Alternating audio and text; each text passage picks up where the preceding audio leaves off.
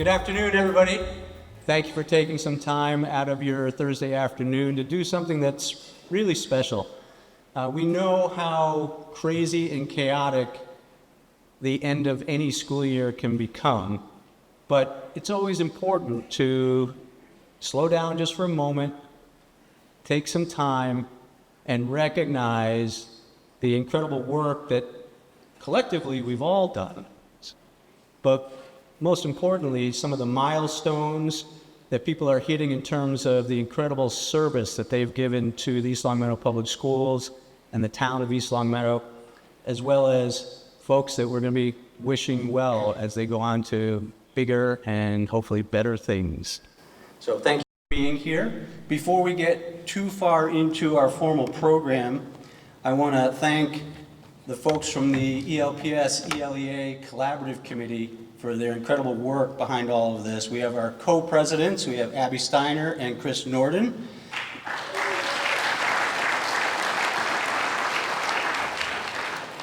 Hillary Coughlin.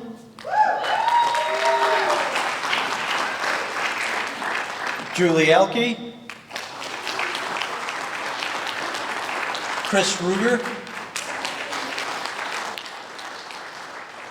Ashley Poles. And from our school committee, Ms. Kate Lyden. They do an incredible amount of work in putting this all together and making it go so smoothly, and all I have to do is walk up and say a few words, which is fantastic. It works really well. But it wouldn't work as well without someone who's behind the scenes. I think she's in the audience somewhere, but I want to give a huge shout out to Samantha Velasquez.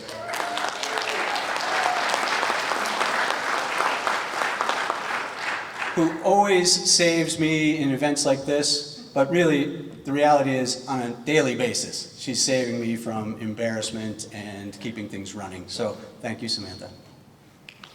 So without further ado, we're going to start our formal program, and our reflection speaker is none other than Mr. Larry Humison.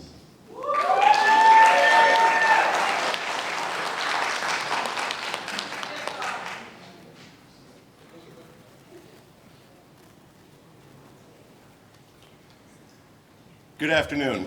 So when Heather Brown contacted me a couple weeks ago about doing this, obviously I was the only crazy one that said yes.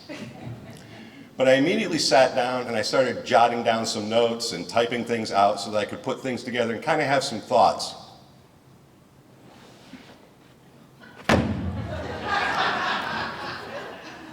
I'm kidding. This is only volume 1. So as I was putting this together, I kind of thought about the room. I've always been told, know the crowd. Well, I'm standing in front of a room full of veteran teachers at the end of a very, very long school year. A couple hours after dismissal time. Yeah, I got my hands full. So I will try to keep it as short as I can and give you some reflections of things that I've seen, learned, heard, things like that over the years.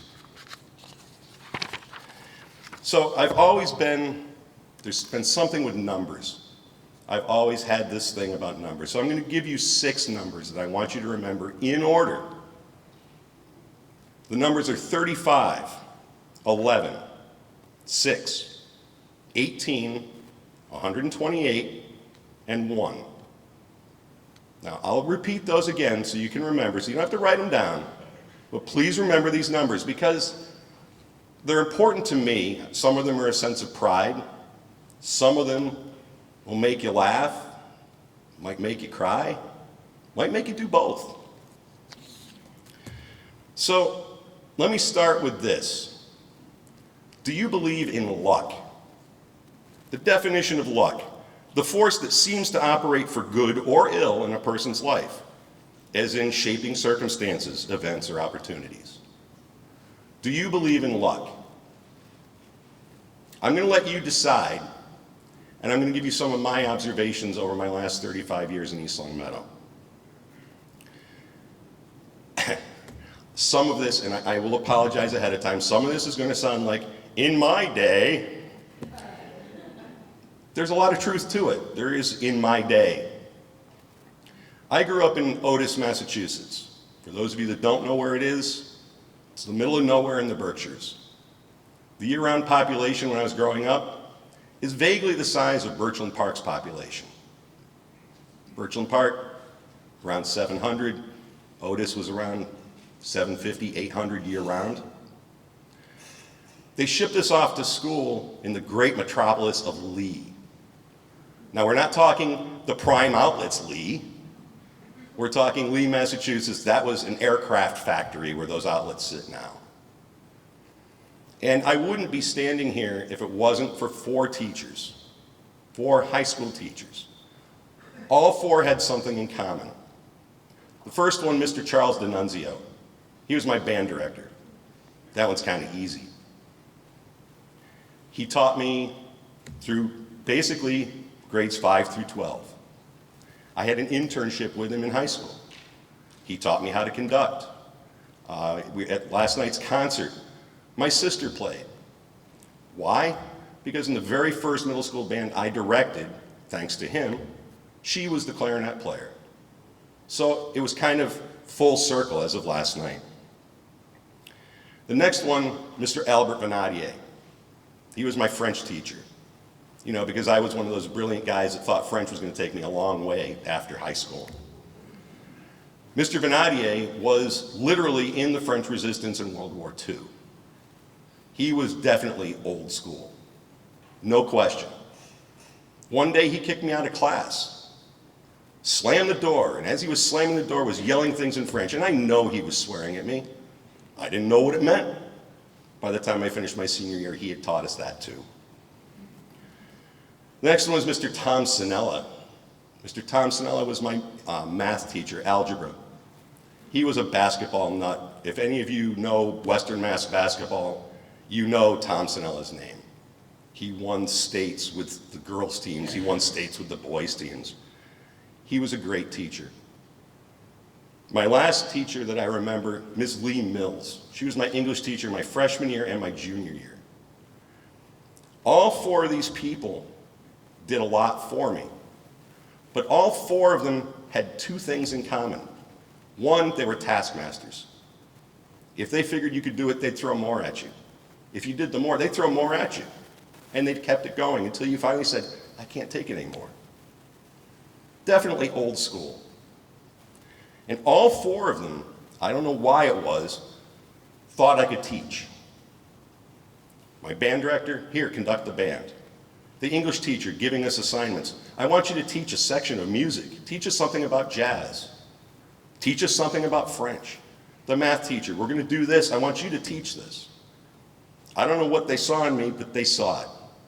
And here I am. I wasn't going to be a teacher. It wasn't my goal, but here I am. As I was in college, as I was finishing college, we have to take, as a music education major, we have to take a jury.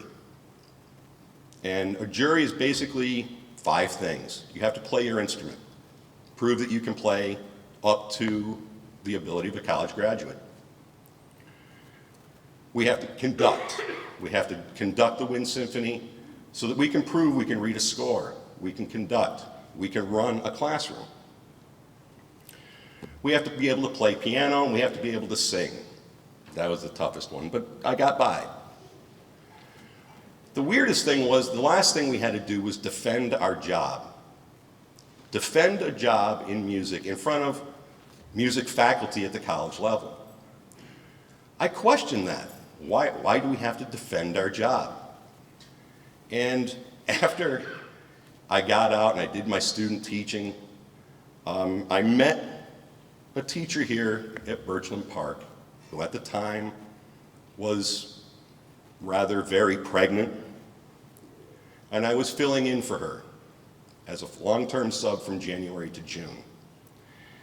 I can't give you the exact comment. It's not appropriate for LCAT or for this room as to the comment of what music teachers are considered in the hierarchy of teaching.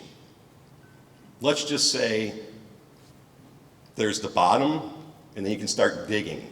That was the way it felt where music teachers were considered. And the metaphor that she gave me, again, I really can't say here, but it really kind of set with me. I'm like, really? We are like that? I don't get that feeling. In my second year of teaching, I was in the teacher's room in the morning having coffee with some teachers, and an English teacher who I will rename nameless, she's retired by many years now. We said something about, oh, when I was in college. She looks up, she goes, you went to college? And I thought she was joking. I said, yeah, and I got a degree too. And she doubled down and goes, well, I didn't think music teachers had to go to college. You just play. I said, okay, so Mrs. Grassi, who I was filling in for, was 100% right. That was the feeling. So kind of gave me an inferiority complex. It's like, wow, wow, I guess we really are considered pretty, not equal footing. So I sat down as I was writing this, and there are some differences between a classroom teacher and a band director. Some huge differences. And I make no judgments in these. I'm only giving it from the band director's point of view. A classroom teacher wants less than 25 kids. That's all they want. A band director says, you got any more? I'll take 75, I'll take 100, it doesn't matter. Teachers want a quiet classroom so the kids can concentrate. We give our kids noisemakers. I've had teachers walk in while the kids are warming up, putting their instruments together, which is something they have to do, and they look at me and, how can you deal with this? Deal with what? This is normal to me. And the biggest thing, at least from my viewpoint, teachers are always talking about the observations, the unannounced observation, or even an announced observation. Band directors, we walk out on stage 3 and 4 times a year. We're evaluated by not administration. We're evaluated by mom, dad, grandma, grandpa, and everybody else. So, as a band director, again, if it sounds like I'm trying to defend my job, I did that 36 years ago, and I'm still doing it now because I feel that passionately about it. As a band director of students, we can only ask 100%. Not everybody's a virtuoso. Not everybody is going to be that stellar student. And that's the same in any classroom. We can only ask them to give 100%. They make mistakes, we push on. But there are certain things about music, and for the music teachers that are here, and I know there's 3 or 4 music teachers, you guys can go to sleep for a little bit because you've heard this, you know this, you can spell it backwards. Music is a science. It's very exacting and very specific. Music is math. It's very mathematical. We divide all the time. Music is a foreign language. Students learn to read in this foreign language. They learn to write in this foreign language. The terms used in this language, Italian, German, French, they learn all of these things. Not to mention, music is truly a universal language. What we play here can be played anywhere. Music is history. It pretty much reflects society. Music is phys ed. It's coordination of hands, arms, embouchure, facial muscles, lips.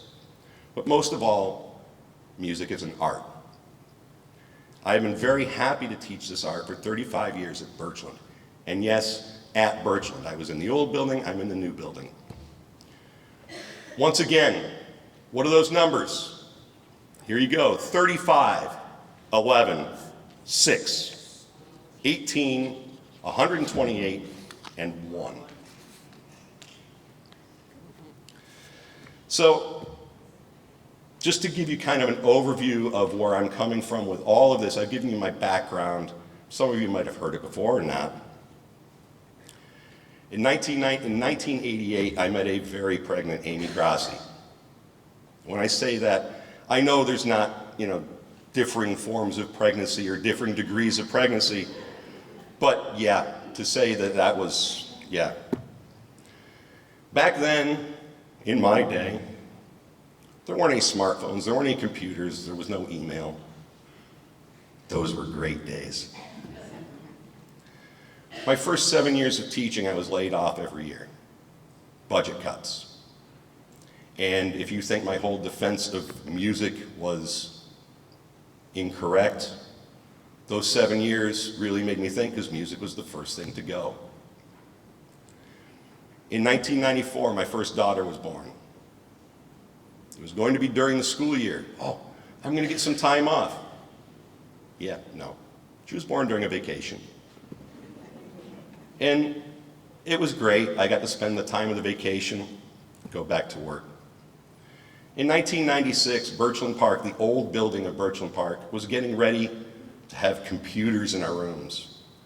A dozen or so of us showed up on a Saturday, and we literally wired the building for every classroom to have a computer for the teacher. Still no email, which was fine, but we had computers so we could look up information. 1997, my second daughter was born. During the school year, oh, gonna have some time off. Yeah, no. During a vacation. Once again, wouldn't miss it, wouldn't have given it up for the world. So, I ask you again if you believe in luck.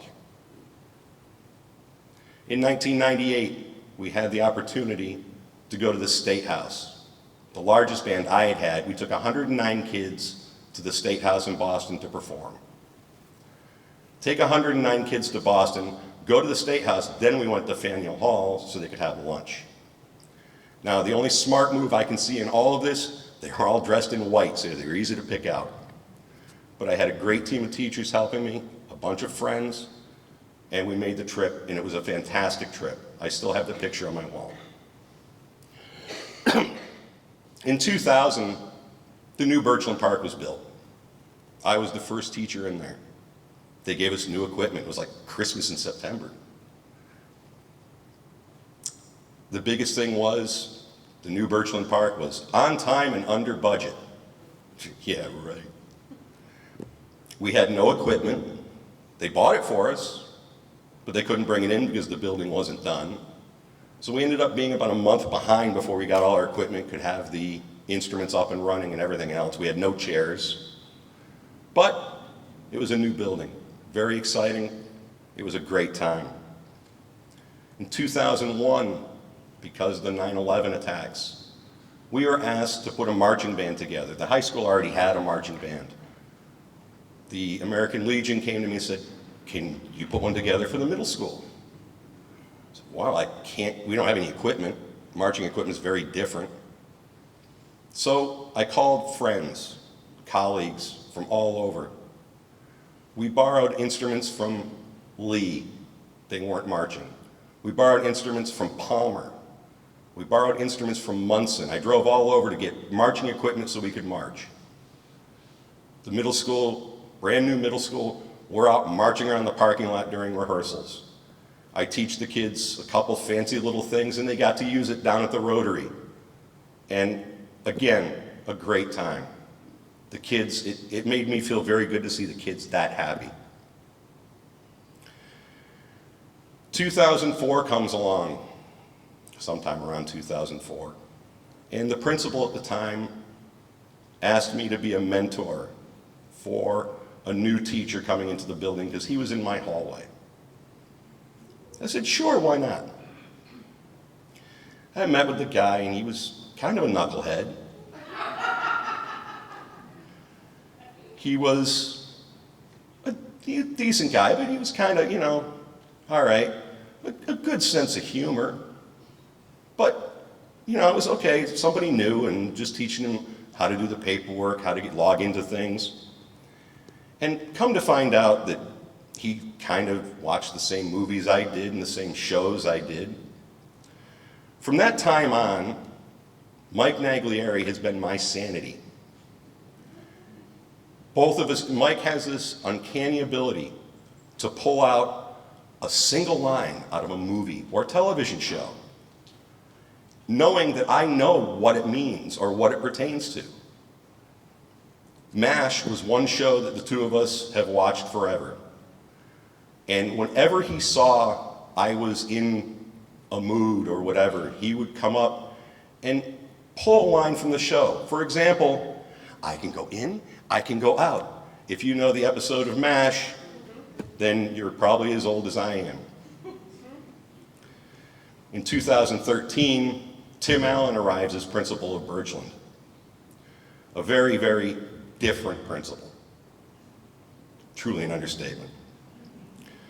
My first real encounter, other than sitting in faculty meetings and meeting and saying hi, there was a minor issue. When I say minor, it really was a minor issue, but it was, Larry, can I see you for a minute? And shut the door. That's never a good thing. By the time we finished our meeting, we were both laughing and shaking hands and walking away and still laughing because it was really a non-issue. Then comes that favorite year of 2019. I will say this, and Mr. Kiernan can back me up on this. The group of kids I had that year were fantastic. The best group of kids, not necessarily talented, not necessarily great players, but workers, kids that wanted to do right. And of course, what happens, these kids work hard, very, very hard. And in March, we get shut down. In March, we had a concert coming up just before we got shut down for COVID. Not only were these kids ready for the March concert, we were already working on the June concert. These kids wanted to work. These kids just graduated this past week. So, with all of these things, and I'm just trying to show you the opportunities and the things that have happened. I'll come back to it again and say, do you believe in luck? In 35 years, I've seen concepts come, teaching concepts, things we go to professional development for. They come in and they go, and they come back again with another wrapper on it. It's the same thing. And they go, and they come back again. And high school and middle school teachers, we have advisory. Now, in the middle school, we've had advisory. How many years? Can somebody back me up on this? 7, 8, 9? I'll give you a hint. In 1991, we had advisory also. Great concept. The way it was taught to us, the PD, it was a great concept. Didn't work. It absolutely crashed and burned because of the way it was implemented. But concepts come and concepts go, and they come back. So, all of these things and all of these opportunities, I can tell you and ask you, do you believe in luck? I guess I couldn't give this speech without trying to come up with some advice for everyone. And there's really only a couple things I can say. First of all, never ever say you have seen it all or heard it all. As soon as you say that, there is this cosmic force that every student, every parent, and yes, every administrator is tuned into. They sense your complacency. They will come up with something that you hadn't thought of. Never say you've seen it all. In a classroom, never be surprised at some of the things you have to say. And again, this is where band directors are different from classroom teachers. I'm sure you said things that you couldn't believe you had to say. I'm going to give you 3 things that I've had to say this year. Please remove the drumstick from your nose. This is not Star Wars, and your flute is not a lightsaber. And the last one, and definitely my favorite, why are you licking the music stand? I'm not kidding, I can't make this stuff up. I can't even make it up in my dreams. So these are the opportunities that I've been presented with over the last 35 years in as quick a way as I can say them. There are others, and there are plenty of other things I could go on with. But I'm going to end this quickly because I know this room is hot. By the way, if you think this is hot, you should have been here last night. It was hot. So back to the numbers. These numbers are a sense of pride. These numbers are a sense of sorrow, joy, all of the things that I mentioned. 35 is an easy one. I've been here 35 years teaching in East Long Meadow at Birchland Park. 11. Anybody want to take a guess at 11? 11 is the number of principals I've had at Birchland Park. Now that includes interim, that includes acting, that includes actual. Quite honestly, I think it also includes some pretending. The number 6. I have survived 6 superintendents. Congratulations, Gordon, you're number 6. 18. 18 is currently the number that I know of, and that could be a wrong number, but 18 is the last number I knew of students, of former students that I've had. The first one is shocking. After that, you kind of get numb. 128. 128 times is the number of times I have performed with my middle school groups, walking onto this stage and putting on a performance. And other stages as well, but 128 performances. The best thing, the person I did my student teaching with, they keep a log of the music you play. And I kept that. I had to go back and actually count through it. And 1. 1 is the number of times I have had the opportunity to stand in front of a room of veteran teachers and make them go to sleep with their eyes open. So let me end with this. I asked you the question a few times, do you believe in luck? I do. I consider myself incredibly lucky to have worked in East Long Meadow for 35 years. Even luckier to have met the students, the families, the friends and colleagues I've had in that time. So let me say this. Thank you to all the students, my friends and colleagues, to East Long Meadow in general, for making my career what it was. And most of all, good luck to all of you in the future.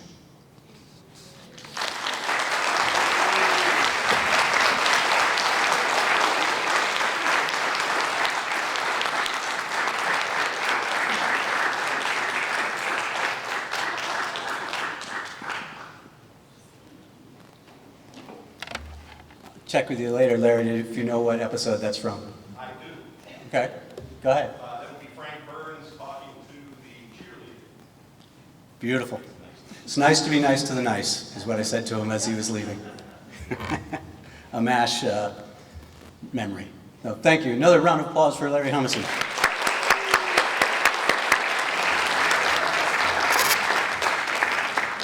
Now we're going to begin to do some of our formal recognition. We're going to change it up a little bit this year, and instead of taking individual pictures right in front as the person is called down, I'm just going to ask if we can have folks sit over here to my right while we finish that category, and then we'll take a group picture with everyone involved, and then we'll move on to the next group. So if people don't mind, as they come up, we'll celebrate them for a moment, and then we'll ask them to stand over here or sit over here as we get set up for a group shot. We're going to go a little bit out of order this year. We're going to start with our retirees. So our first retiree that we are honoring is Diane Callahan.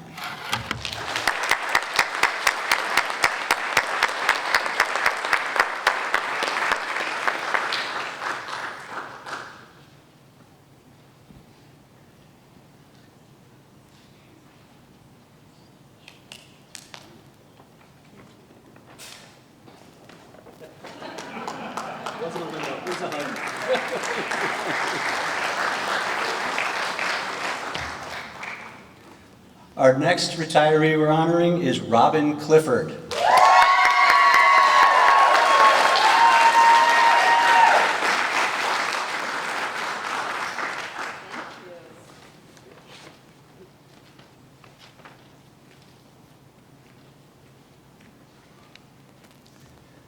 Our next retiree is someone you just heard from, Larry Humison.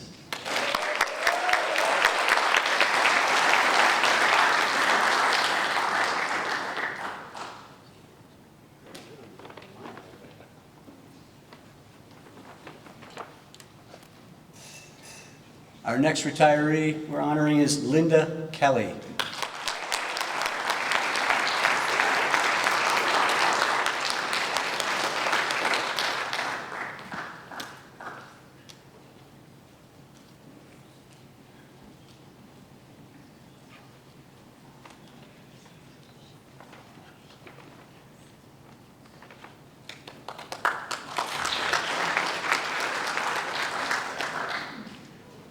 Our next retiree we're honoring is J.P. Kiernan.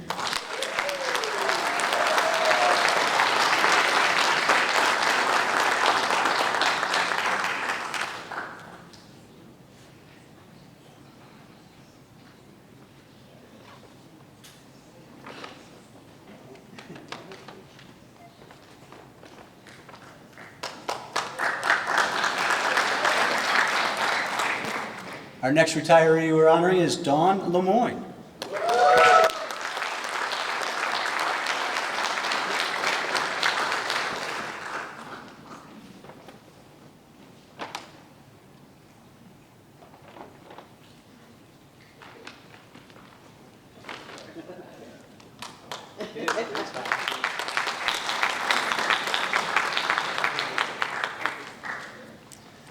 Okay, we have to have this gentleman come out from behind the camera. Our next retiree is Mr. Don Mackey.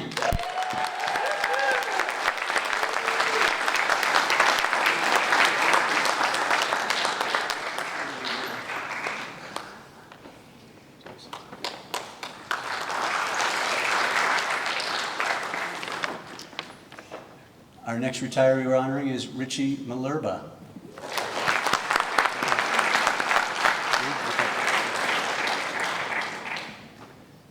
And our next retiree is Rick Maurer.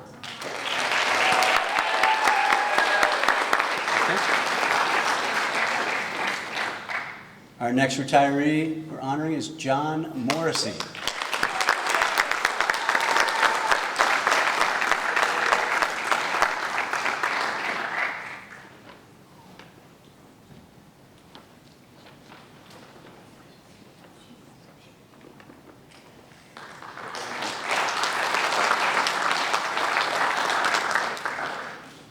Our next retiree is Karen Sears.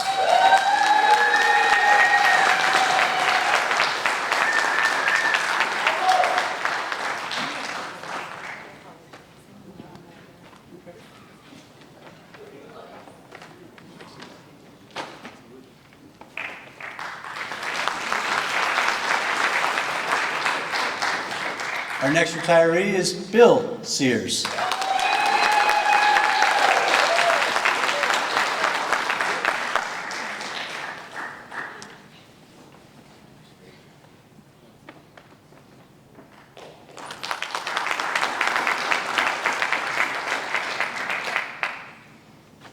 Our next retiree is Nancy Giza.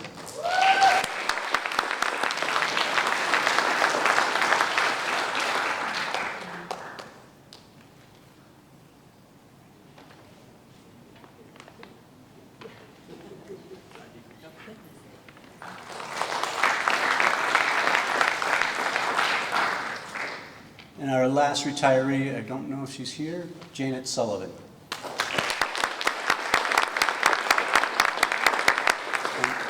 Want to do a quick group shot? Look at how they all lined up so beautifully.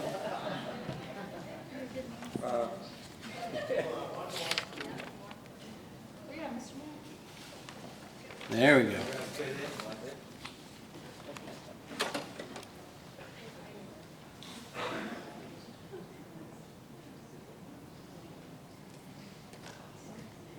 All right, thank you very much.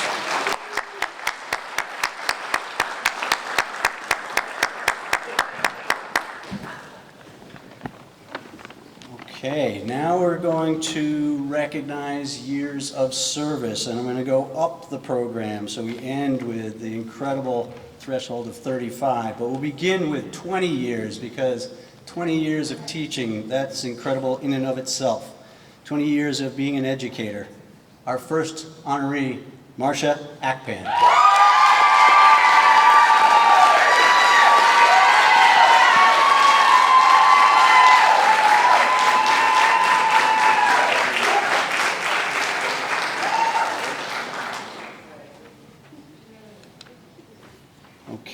20 years of service, our next honoree, Amy Binder.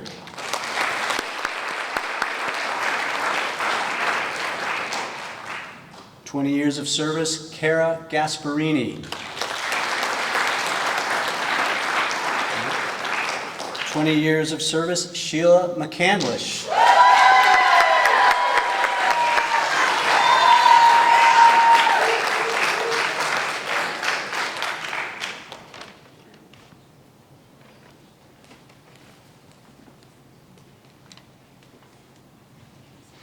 20 years of service, Kathy Morsch.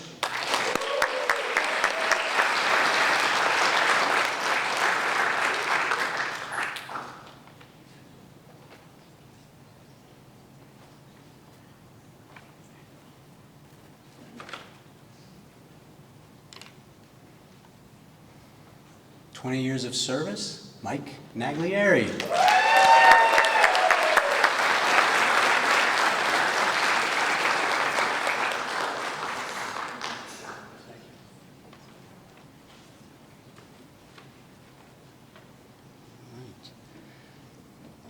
20 years of service, I'm not sure if she's here, Megan Quesnell.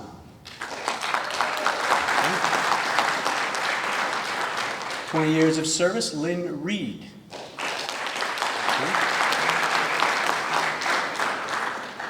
20 years of service, Sarah Shabelli.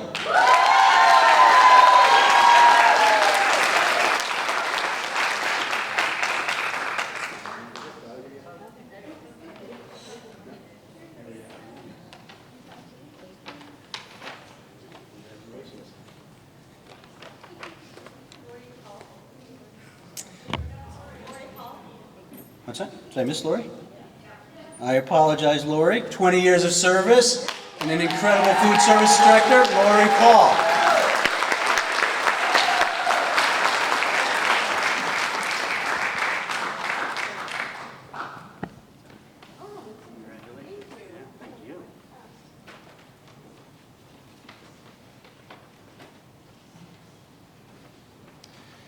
Okay, and rounding out 20 years of service, Kara White.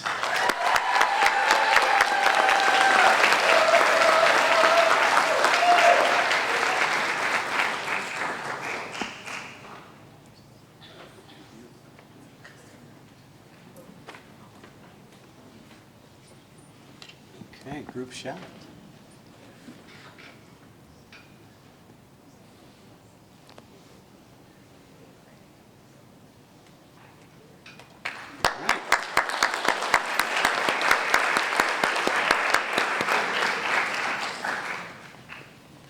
I had said earlier that Samantha saves me on a daily basis. She actually has indicated who responded and who did not respond, but I made a judgment call and I am reading the names anyway because it's worth hearing even if they're not here.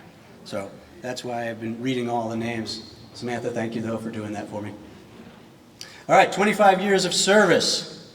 Starting us off, Judy Bates.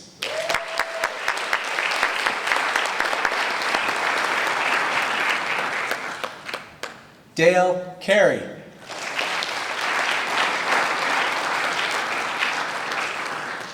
Marion Kanopka. As I was saying, it's important to hear the names. Dawn Lemoyne, 25 years of service.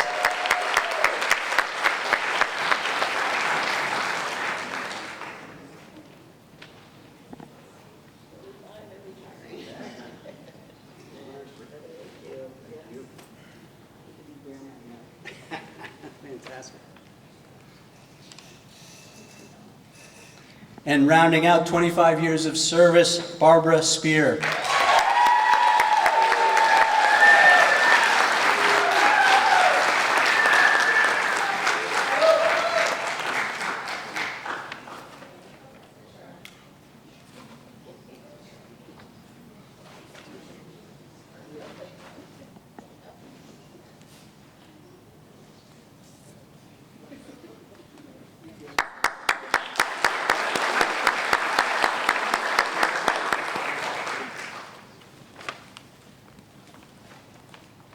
Okay. Serving the East Long Meadow Public Schools and the community of East Long Meadow for 3 decades, 30 years. Starting us off, Linda Costa.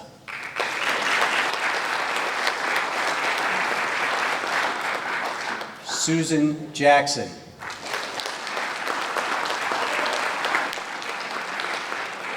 Diane Lucier.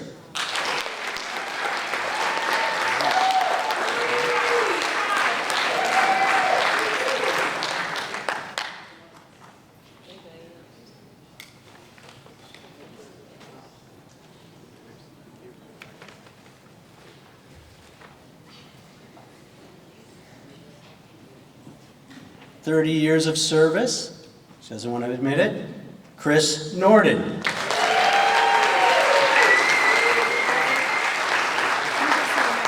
Exactly. 30 years of service, Ralph Potito.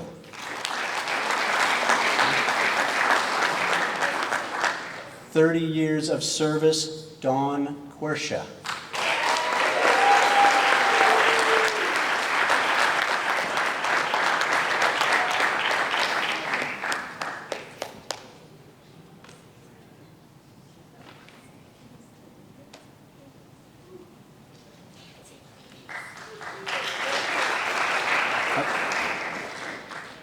Oh my gosh, I apologize.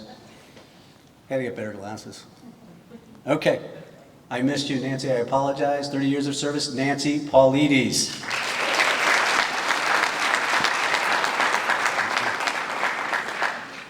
And rounding out 30 years of service, Mary Jo Rainier.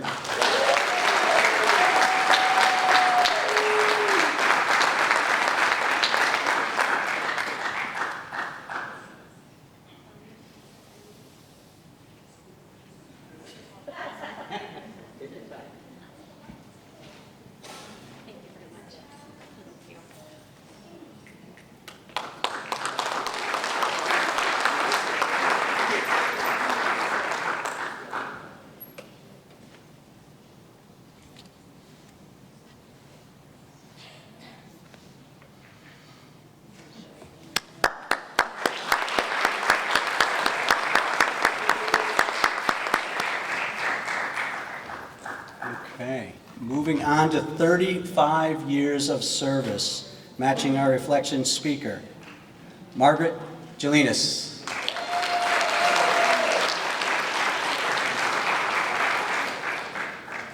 Our reflection speaker himself, Larry Humison.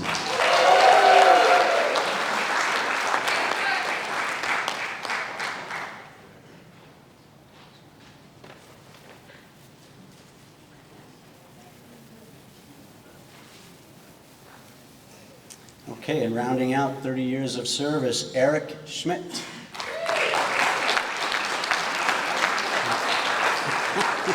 going to be a small picture, Larry, sorry.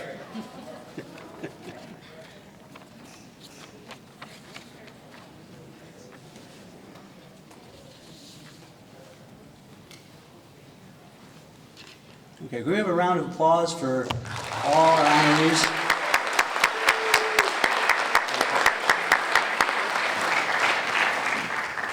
Okay, as we move to our Hall of Fame induction, it gives me great pleasure to introduce Mr. Eddie Polk to deliver a few words.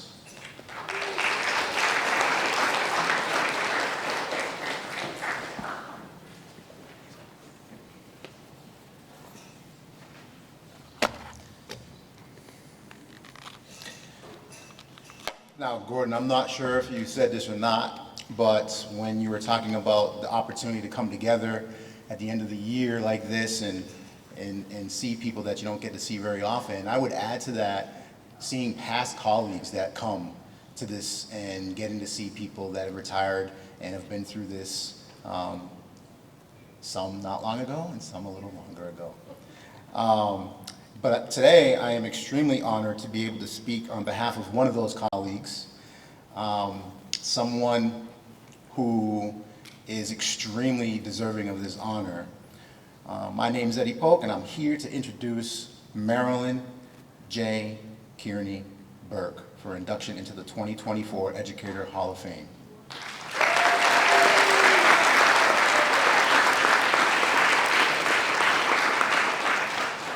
Now, all of us that are in this profession, we understand the dedication and the commitment and the time that it takes. And it goes without saying that our families, the support at home, sometimes the ear just to listen to a little venting, sometimes seeking just some encouragement, plays a significant role in us being able to do our jobs. And Marilyn's family is here with her today. Her husband of 54 years at the end of this month, I believe, Eddie Burke. Her children, Dennis and Aaron. Her grandchildren, Leah, and I believe, is Jack here? Jack is here, you made it, okay. I thought Jack might be at a banquet, but Jack is actually graduating on Friday at Symphony Hall. How about a little round of applause for Jack? And will be attending University of Colorado at Boulder next year. So good for you, Jack. Mrs. Burke was hired at East Longmeadow High School in 1986 in the History and Social Sciences Department. Like it was back in those days, you would get your teacher assignment, and one of her first teacher assignments was a course that she had never taught before. Sound familiar? And you just did it. And Marilyn was the type of person who would do it to the best of her abilities. That course was anthropology, and it became a staple in that department. Mrs. Burke was told one day prior to beginning that this was what she was going to teach, and she went above and beyond to make that course what it was, a course that many students enjoyed and went on to even study in college. Marilyn Burke was an outstanding educator, mentor, still is a mentor, role model, and a friend, and shared her passion for history with her students. In 2008, she was recognized with the Grinspoon Pioneer Valley of Excellence in Teaching Award for this dedication. In addition to anthropology, over Marilyn's career, she taught advanced placement, modern European history, honors anthropology, psychology, U.S. history. She also was affiliated with the Close Up Foundation and would bring her students from her history classes, offering them the opportunity to travel to Washington, D.C. in order to inspire them to find their unique voice and help them develop the skills, awareness that they needed to be engaged citizens, empowering them to become active participants in our democracy. This was frequently a highlight for the students who got to know Mrs. Burke on a personal level. And for me, just hearing about the stories, not being there, was so enlightening, engaging, and inspirational. I was fortunate enough to have worked with Mrs. Burke for 14 of her 29 years, 30 counting the year of subbing. And we've continued our friendship since her retirement in 2015. And in that time, I've always been inspired by her extraordinary ability to tap into the imagination of her students, encourage reflection, nurture creativity, and share wisdom to open their minds, their hearts, their souls. Every student that I've heard speak of Mrs. Burke always said the same thing. She is an amazing teacher. And that would often be followed up with,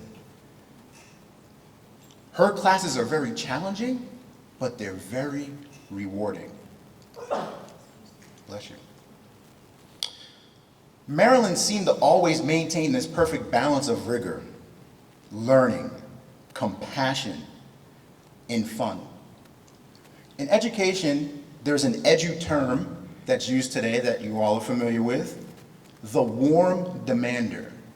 For those of you who might not be in education and might not know that term, the warm demander expects great things from their students, convinces them of their own brilliance, and helps them reach their full potential in a disciplined, structured environment. While Mrs. Burke had high expectations for all of her students, she would do whatever it would take to support all of them when they needed it. There were many evenings where I would leave and go down the stairs, and I'd look down her hallway, and the custodians had already gone through, and the hall lights were off, and you'd see the glow of a warm light dimly lighting the hallway, and you knew Mrs. Burke was still down there working. Because after school, she made time for those students, and the tasks that needed to be done for the next day, she would be down there doing it. An example of her warm nature was at the end of each year, she would write individual notes on index cards and attach these to the students' final exams. Every year, every student, personal message. Many teachers who are here now, who have had Mrs. Burke, still have those cards. One of those teachers, an art teacher here at the high school, Melanie Dixon, remembers Mrs. Burke very fondly, and Marilyn took the time to send a condolence card for her grandmother who had passed away. Melanie remembers the note fondly after all of these years because it was heartfelt and it was beautiful, and she still cherishes her kind words to this day. Mrs. Burke's devotion wasn't just limited to the classroom. It went beyond academics. Marilyn took on the role of Key Club advisor, where she partnered with the Kiwanis Club. And just about every Tuesday night, around 7 p.m., if you walk through those cafeterias, Mrs. Burke was found over there overseeing her elected students of the board run those meetings. It was a testament to Marilyn that there were usually more than 130 students who volunteered in that club to dedicate their time and energy as they saw her dedicate her time and energy. They would run numerous events and fundraisers, and the money would all be donated to charity. The Kiwanis Club has since created an award in Marilyn's name to honor the outstanding Key Club students of today. So her legacy lives on. In the social studies department, Marilyn was a calming presence to the history department and as a voice of reason and wisdom, always. Marilyn's one of those individuals that I love spending time with because you're always learning something. And I don't know if she's trying to be a teacher in those moments, but when you talk with her, that's just how it is. You're learning a lesson, even to this day, even Tuesday when I was talking with her.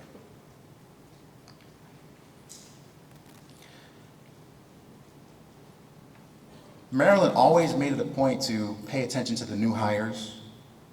She was so thoughtful, so considerate, so kind.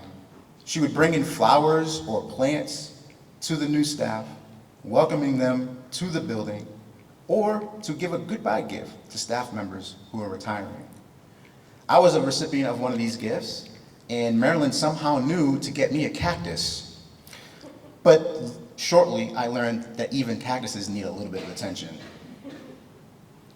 She was always willing to lend an ear, to listen to other staff members, give sage advice when needed.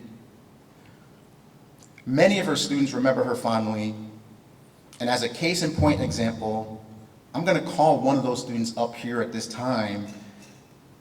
The student's a 2004 graduate. He had a long-lasting impact on him as well as hundreds, maybe thousands of others. Dr. Matthew Rowley is the assistant professor of history at Fairfield University, and he would like to lend a special acknowledgement to Marilyn. Matthew.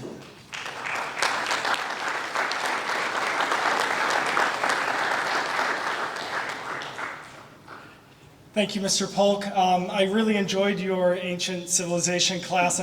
I'm jealous now that I know that you teach an African American history class. I wish I had had that opportunity in high school to take that.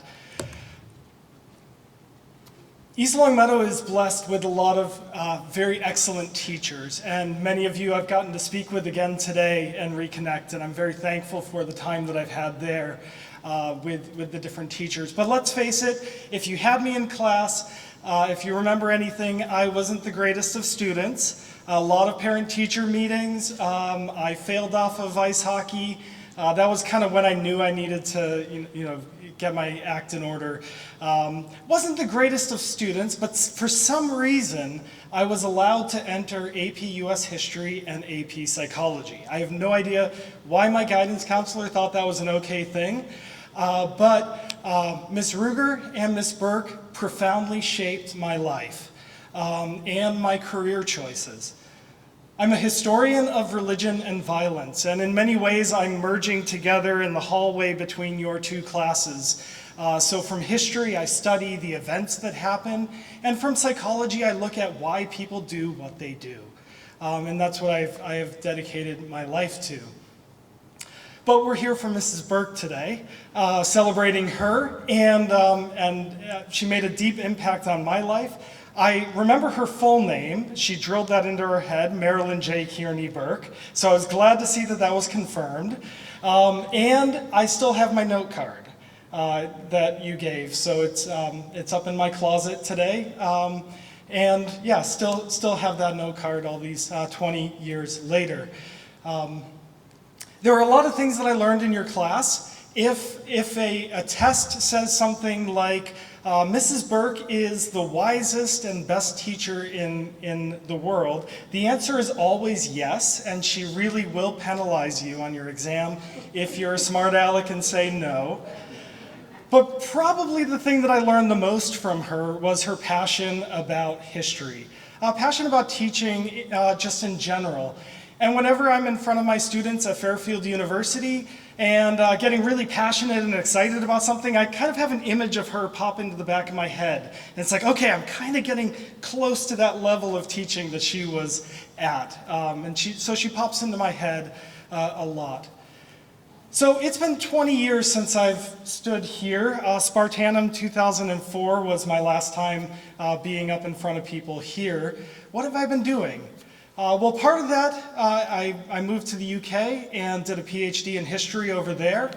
And I just finished a project. And this project took me 10 years. So half of the time that I've been out of East Longmeadow High School, I've been working on one project. And I brought it in with me today. This is a book on religion and violence in the 17th century. It covers England, Ireland, Scotland, and colonial New England. And it was just published 2 months ago. And one of the blessings of being able to write a book is the acknowledgments section, where you write to so many people who have shaped your life. But I got to pick one person that I wanted to dedicate the book to. And so right in the front of it, everybody who picks up this book, wherever they are in the world, can read to Marilyn Burke for the gift of history. Mrs. Burke, you gave me the gift of history. I have written you into the history books. Thank you.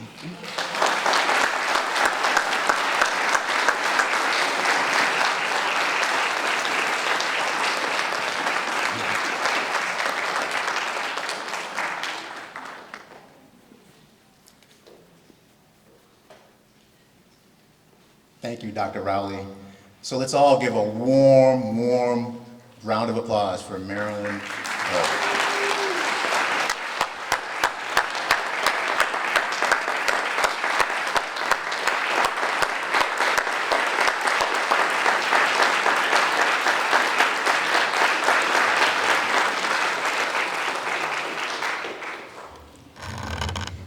Thank you. Before I make my very brief remarks, I'd just like to say something else. 80 years ago, sometime this spring, my father was on the ship, the Queen Mary, dodging German submarines. And later on, about 2 weeks after the big battle, he arrived on Omaha Beach, eventually on his way to the Battle of the Bulge. So as nice as it is to be here on this June 6th, I also wanted to make note of that date as well.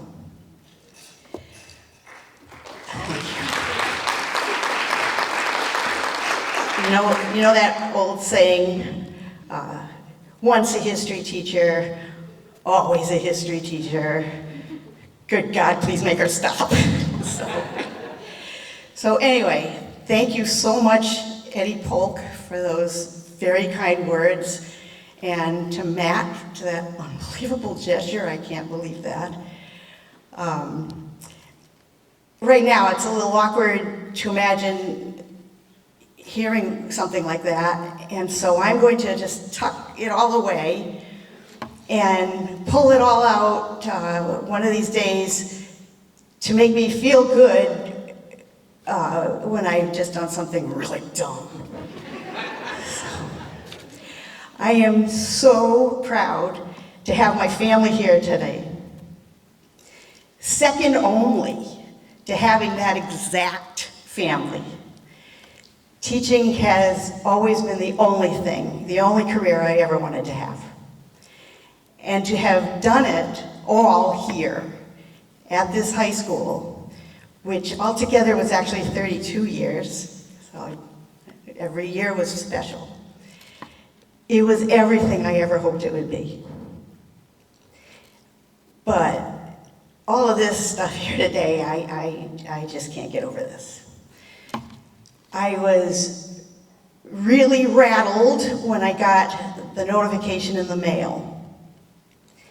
And I told my husband, Eddie, I've been indicted into the Hall of Fame. But I'm really very, very grateful. And so inducted, indicted, I don't care, I will take it. Thank you very much.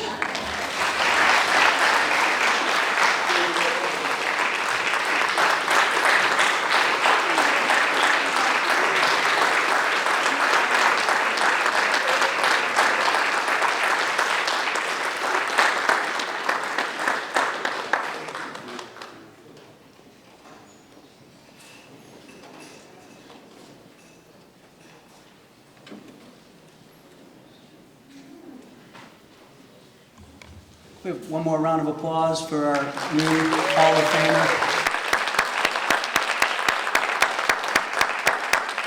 So that actually closes our ceremony this afternoon. I want to thank you all again, and congratulations, and thank you all for your service to the East Long Meadow Public Schools and the town of East Long Meadow.